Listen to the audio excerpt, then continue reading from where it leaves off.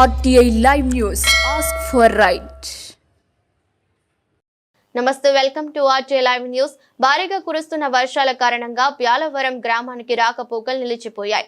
గ్రామానికి రెండు వైపుల నుంచి రావటానికి దారి ఉన్న ఈ వర్షం కారణంగా ఏ ఒక్క దారి గుండా రాలేకపోతున్నామని గ్రామస్తులు చెబుతున్నారు.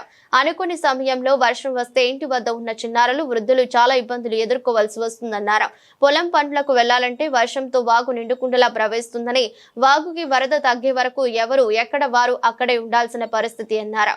ఒక్కొక్క రోజు వాగు వద్ద కొన్ని గంటల తరబడి వేచి ఉండాల్సిన పరిస్థితి వచ్చేదని, జరాసంగం మండలంలోనే మా గ్రామానికి పరిస్థితి ఉందని ఉన్నతాధికారులు వెంటనే స్పందించి వాగుపై బ్రిడ్జ్ నిర్మించాలని గ్రామస్తులు కోరుతున్నారు.